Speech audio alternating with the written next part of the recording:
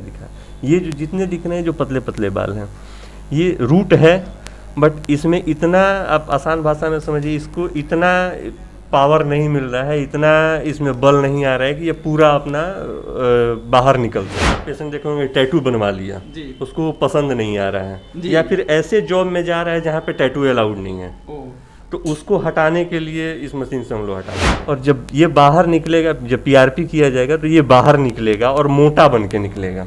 जब मोटा होगा तो ये घना हो जाएगा और ये भर जाएगा। इस वाले क्रीम लगाने से जो बाल आ जा रहा है, पूरे चेहरे पे मर्द जैसा दाढ़ी बन जा रहा है, उसको ये रिड्यूस किया, इसे हम लोग रिड्यूस किया। सीरम लगाए हैं, इतना सीरम लगाने के बाद ये हो जाता है, ऊपर एक समझिए कि प्लास्टिक कोटेड जो हो जाता है वैसे हो गया, तो सीरम उतना पेनिट्रेट हो नहीं रहा है। तो उसका लास्ट यही, ट्रांसप्लांट से पहले का अगर कुछ सोच रहे हैं तो ट्रांसप्लांट से पहले का यही है कि आप पीआरपी करा के आते हैं, बीएड शेप करवाते हैं, दाढ़ी का एक फाइनल ये शेप हो गया कि हमें कितना चाहिए उतना ये शेप कर दिया जाता है। उसका सीटिंग है, 3 4 5 सीटिंग लिया जाता है, हो जाता है। अभी के समय में बहुत सी बीमारियां हैं और तमाम बीमारियों को लेकर के आप परेशान रहते हैं, और फिर उस परेशानी के बाद आपको यह नहीं समझ में आता है कि उस बीमारी के लिए बेहतर डॉक्टर कौन है, कहाँ जा कर के हम सलाह लें और फिर कहाँ इलाज कराएं। तो आपको बताते चले कि इन तमाम बीमारियों में अगर आप स्किन की बीमारी से परेशान हैं और फिर कहा जाता है कि माथे में बाल नहीं है या इस तरह का अगर आपको कोई समस्या है, तो गोपालगंज में रवि कुमार सिंह एक डॉक्टर हैं जो कि इसके बेहतर और स्पेशलिस्ट डॉक्टर हैं। आज हम इन्हीं के पास मौजूद हैं इस बीमारी को लेकर के कि आखिर यह बीमारी क्यों होता है और अगर हो जाएगा तो इसका बेहतर इलाज और उपचार क्या है। इन सवालों के साथ हम तमाम बातचीत करेंगे और बहुत बहुत स्वागत है सर। धन्यवाद आपका। मेरा पहला सवाल रहेगा कि गोपालगंज में मतलब ऐसे बहुत से मरीज हैं जिनको स्किन की बीमारी है, स्किन के बीमारी से परेशान है, देहातों में कहा जाता है कि चर्म रोग टाइप ऐसे कुछ उसका नाम है, आखिर वह होता क्यों है? देखिए, आपको साफ़ सफाई मेंटेन करना है, हाइजीन मेंटेन करना है, बैलेंस डाइट लेना है, खान पान आपका बढ़िया होना चाहिए। जो आप बाहर सबसे लार्जेस्ट ऑर्गन है स्किन, सबसे ज़्यादा बीमारियां भी हैं इसमें, सबसे ज़्यादा एक्सपोज होता है यही। आपको धूप में भी रहना है, बारिश में भी रहना है, सारा वातावरण से यही झेलता है। तो बीमारियां, हाँ, स्किन ये झेलना है इसको, तो सबसे ज़्यादा बीमारियां भी इस पे हैं। आप मेंटेन रखें, पानी ज़्यादा पिएंगे, पानी एटलीस्ट 12 से 16 गिलास तक आप पानी पिएं, बैलेंस डाइट लें, हरा साग सब्जी खाएं, जो भी मीट मछली जो खाने वाले हैं वो खाएं, सब खाएं, बैलेंस डाइट में रहें, सब कुछ ये सब। अब मान लीजिए कि इन तमाम चीज़ों को कोई मतलब व्यक्ति मैनेज नहीं किया है, मेंटेन नहीं कर पाया, उसको यह बीमारी हो गया, तो फिर उसका इलाज जब आपके पास आता है तो मतलब उसकी इलाज की प्रक्रिया क्या होगी? इलाज की प्रक्रिया अपना ओपीडी में हम लोग देखते हैं, यहाँ पे जो भी डिजीज है, सारे डिजीज के, स्किन डिजीज का यहाँ पे स्किन, नेल, हेयर, सारे का यहाँ पे ट्रीटमेंट है। लेज़र भी लगाए हुए हैं, लेज़र से ट्रीटमेंट दे रहे हैं, तो है यहाँ पे सारा कुछ ट्रीटमेंट, मतलब इलाज हो जाएगा। जी। अच्छा, देहातों में कहा जाता है कि मतलब बुरा नहीं मानिएगा, डॉक्टरों को देहात के लोग नाकू समझते हैं कि अगर हम उनके पास जा रहे हैं इस बीमारी को लेकर के तो मतलब मेरा बहुत रुपया लग जाएगा, और लखनऊ, दिल्ली, गोरखपुर का जैसे ही नाम आता है तो लगता है कि हमारा बीमारी गोपालगंज में ठीक हो ना हो, लेकिन गोरखपुर चले जाएंगे, पटना चले जाएंगे तो ठीक हो जाएगा। मेरा सवाल आपसे ये है कि आखिर रवि कुमार सिंह के पास कोई चर्म रोग का रोगी या स्किन डिजीज का अगर कोई भी समस्या हो तो उसका बेहतर इलाज रवि कुमार सिंह के पास हो जाएगा, इसका क्या मतलब आप मतलब वैसे मरीजों के लिए आप क्या कहेंगे? वैसे तो बाहर पेशेंट सारे बैठे हुए हैं, आप फीडबैक लीजिए तो पता चलेगा कि हाँ किस स्तर का यहाँ पे इलाज है। सफिशिएंट जो भी रिक्वायरमेंट है उतना आपको दवा लेना है। स्किन डिजीज में आपको टाइमिंग बहुत ध्यान देना है, आपकी दवा का कंटिन्यूटी बहुत ज़रूरी है। ये नहीं कि आप आज 15 दिन खाएं और 5 दिन छोड़ के फिर से शुरू कर रहे हैं, तो ऐसे नहीं ठीक हो पाता है। बहुत सारा ऐसा डिजीज है कि जो ऑटो इम्यून जैसे डिजीज है, सोरियासिस हो गया, एक्जिमा हो गया, ये जो डिजीज है आप टाइम से दवा खाएं और टाइम पर आएँ, ठीक है ना। ऐसा पहले डायग्नोसिस अगर उसका नहीं बनता है, बहुत लेट कर देते हैं, विटिलिगो है बहुत आप लेट कर देते हैं, सोरियासिस है बहुत लेट कर देते हैं, तो आपको वो जीवन भर दवा लेना पड़ेगा, आराम ही होगा, ठीक नहीं हो पाएगा। ठीक। अच्छा, आपके दो ऐसे मरीज हैं जिनसे हमारी बात हुई है, उसमें से एक आदमी ने बताया कि डॉक्टर साहब मेरा मतलब शरीर से कुछ निकाल करके यहाँ लगा के बाल उगा रहे हैं। जी। और पीआरपी हम लोग करते हैं। पीआरपी का प्रोसेस होता है, आप ही के जैसे आपका बाल झड़ रहा है या बहुत खाली हो चुका है, तो आपका ब्लड लेंगे, प्लाज्मा निकाला जाएगा और उस प्लाज्मा को ही हम लोग PRP जो भी स्कैल्प पे दिया जाएगा उसको माइक्रो नीडलिंग से, नीडल से आप दे रहे हैं। तो उसका एक प्रोसेस है, वो करने पे और 3, 4, 5 सीटिंग लेने पे आपको जो हेयर ट्रांसप्लांट है बहुत खर्चा आएगा और बहुत पेनफुल होता है। तो वो चीज़ उसके पहले एक यही उपाय है कि आप PRP से आप जितना बाल है उसको जो इतना रूट आपका बचा हुआ है वो बच जाएगा और जम जाएगा, उतना बाल मतलब आ जाएगा।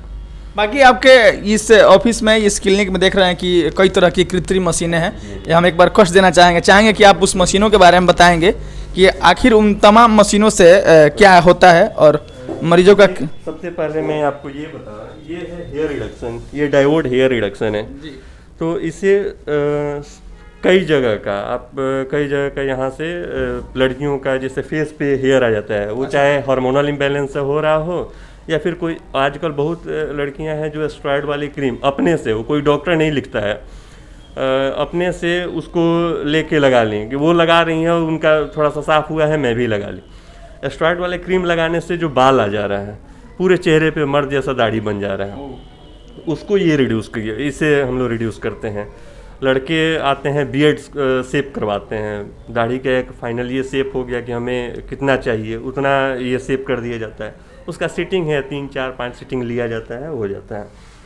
तो चेस्ट का बाल है, कहीं का भी अनवांटेड जो आपको लग रहा है कि बाल ये हटाना है, वो हटा लेगा। अच्छा, तो ये है, ये एक लेज़र है, इससे हम लोग दे रहे हैं, इससे वाट है, मूल है, ये हटाया जा सकता है। मिलाज्मा फ्रेकल्स जो है वो हटाया जा सकता है। तो बहुत सारा इससे भी काम हो रहा है। कार्बन फेशियल, जो हॉलीवुड फेशियल आप सुने होंगे, तो हॉलीवुड फेशियल इससे होता है। ये बहुत सारा इससे काम होता है।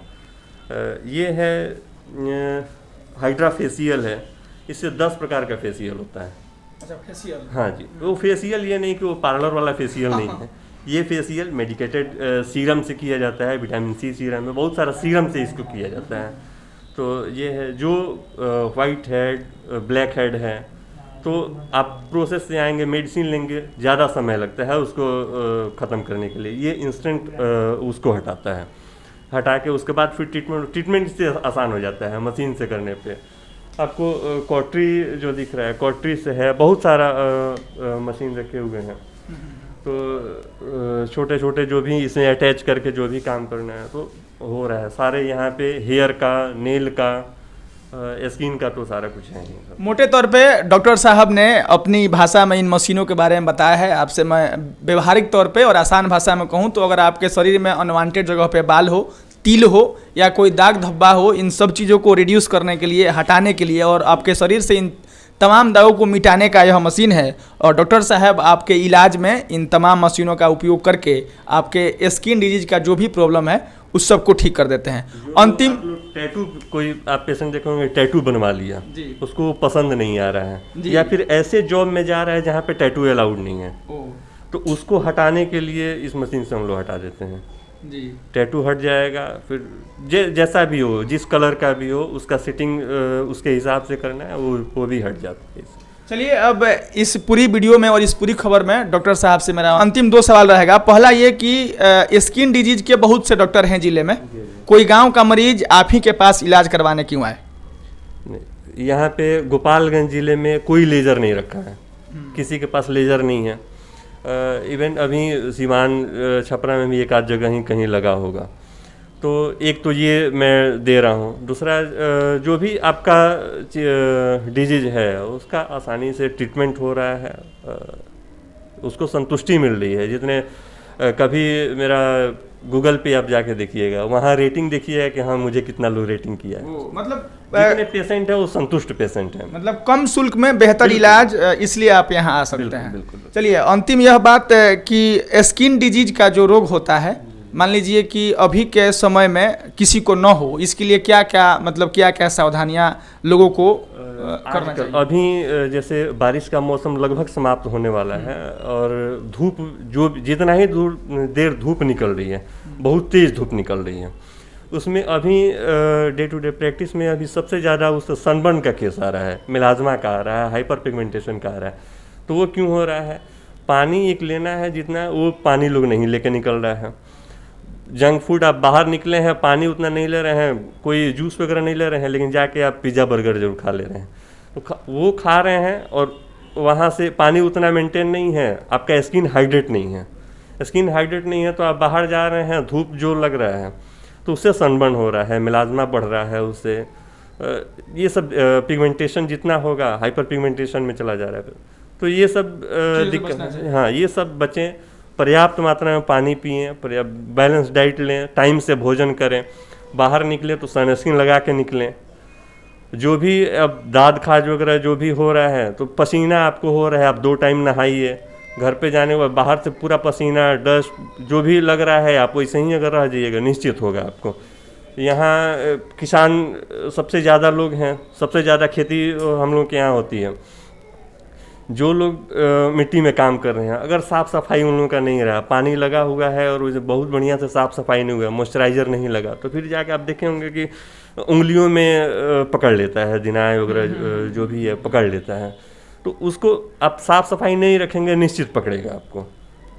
चलिए, ये हमारे साथ गोपालगंज के रवि कुमार सिंह डॉक्टर साहब थे और ये स्किन डिजीज को लेकर के बेहतर इलाज करते हैं।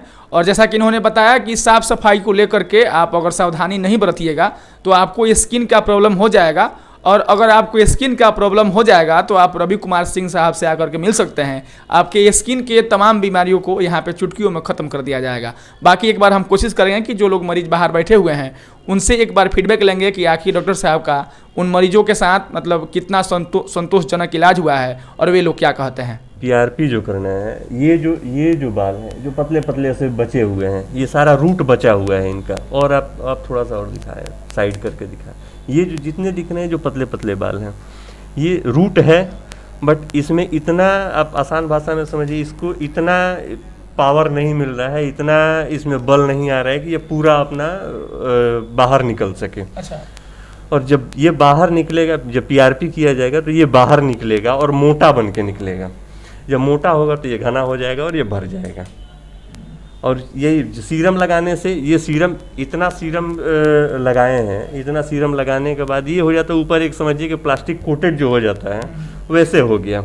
तो सीरम उतना पेनिट्रेट हो नहीं रहा है, तो उसका लास्ट यही, और ट्रांसप्लांट से पहले का अगर कुछ सोच रहे हैं तो ट्रांसप्लांट से पहले का यही है कि आप PRP कराएं। अच्छा, अभी जो ये हो रहा है इसमें मतलब इसको देख करके आपको क्या लगता है कि इनके माथे में जो रूट खाली है वहाँ से बाहर हो सकता है? आप जितना ये सामने जो दिख रहा है, जितना दिख रहा है पतला पतला जितना है उतना तो मोटा हो जाएगा। और जहाँ पे जैसे इनको दोनों साइड पे रूट है ही नहीं, जो रूट नहीं है वो तो नहीं निकल पाएगा।